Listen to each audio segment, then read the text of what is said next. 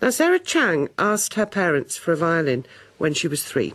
She auditioned for the Juilliard at 5 and got in. By 8, she was playing with major orchestras in the United States, and when she was 9, Yehudi Menuhin declared her the most perfect violinist he'd ever heard. Well, she's now 23 and has performed all over the world to huge acclaim. Her latest CD is a collaboration with the pianist Lars Vogt. They play sonatas for violin and piano by Saint-Saens, Ravel and Franck.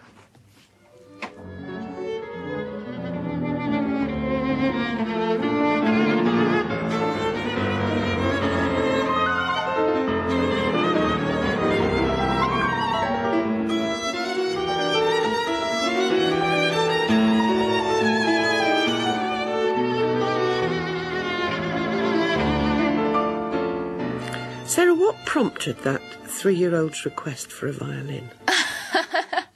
Well, my mom had put me on the piano when I was about 3.5. And I mean, I love the instrument, and I think the piano is a wonderful, wonderful starting instrument for any musician. But I wanted something that was a little more portable, really, and that I could carry around and call my own. And my father plays, so the violin seemed to be the natural thing to ask for. And you obviously were a natural on the violin. How did you fit in there? I mean, going to the Juilliard as young as you were, how did you fit in normal school? Oh, well, you know what? Juilliard actually has this wonderful, wonderful program. It's called the pre-college program, where basically if you're under 18, you can go to school Monday through Friday to a normal school, high school, or whatever you go to. And then on Saturdays, you go up to New York and attend the classes that Juilliard offers. And it was a perfect setup. Because my parents, they did insist that I go to a normal school, not one of these professional arts schools, because they wanted me to have normal friends. Musician friends, yes, at Juilliard, but just normal, easygoing 6-, 7-year-olds, just to hang out with and to have a normal childhood. So I think it was a very nice balance. This great endorsement from Menuhin came when you were still incredibly young, Yes. 9 years old. Was it a curse or a blessing? That's a great question. He was such a generous man. Really, and just such a big heart. And I first met him when I was about 9, I think. But just continuously, I saw him at my concerts. He would come to my London dates, and he was such a huge supporter, And I have so much respect for him. He's to this day one of my absolute favorite violinists. And I mean, to hear somebody like that, a legend, say something so incredibly the most perfect violinist. Yeah, it's a bit much in the morning, but I was incredibly flattered.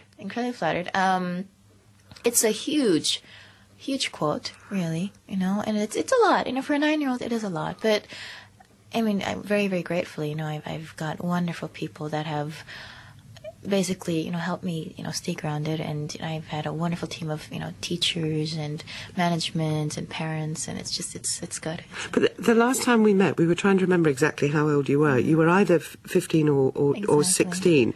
And you look fantastic, I have to tell you. Well, you look so great. But I wondered then how you were going to deal with the difficult adolescent years when most teenagers rebel. Looking back on it now from your great age of 23, was it difficult? Oh, you know what? I was actually, this is going to sound extremely arrogant. I was actually pretty well put together in my early teens, and then I think I hit my second adolescence and then started rebelling. But I think it helped so much to have a career at an early age and to know what it was that I wanted to do and realize how extremely fortunate I was to already have the path laid out for me. How did you rebel when you rebelled? Oh, I say rebel. That's a really, really strong word. But, basically, being a normal teenager, which is totally fine. I mean, growing up is hard enough anyway. But for me, I had to balance school and the work and my concerts, the traveling, the recordings, the friends, the management, just everything. Everything, it's a lot. It's a lot. And of course, I had so much help from everybody who was part of my team. But, when you're that, at that age where everything influences you in a huge way, and you're also at an age where your parents worry a great deal about you spending so much time with people who are a great deal older than you, it was just all give and take. And I did learn, obviously, a great deal from everybody. Another critic described you as a conundrum. You're very clever at protecting your privacy. How did you learn to do that? That's, wow. I think I'm an open book, actually. No, I'm very, I think that I'm very friendly. I love people. I'm in a business where everything that I do on stage and through recordings and everything has to do with touching people, with reaching out. And it is an extremely emotional business. You go out every single night and you're playing for, thousands of people and you're trying to say something, and the violin to me is my voice. So to try to balance all that and then to have something of a personal, private life on the side, it's always a bit of a struggle, but I think I'm doing okay. How much choice do you have in the music you play? That this collaboration with Lars Vogt, playing the sonatas, is that your passion or the record company? Well, it was very much a joint decision. Lars Vogt is a phenomenal pianist, and I've been with EMI since I was 9, so we've got this wonderful relationship. And actually, today's such a great day for me because we just signed a new contract, and the launch party is in about an hour and a half, and we're just, the entire day is just going to be one big party. But the thing is that it's a company that really has always put the artists and our needs and our artistic integrity before anything else. And you'll notice that every CD that I've made, my entire discography, they're with the partners that I respect so much. It's repertoire that I feel comfortable with. I've never ever been forced into doing a crossover or a lighter album if I didn't want to do it. And I'm so happy about the partners that I've gotten. Let's hear you playing the Saint-Saens. Thank you.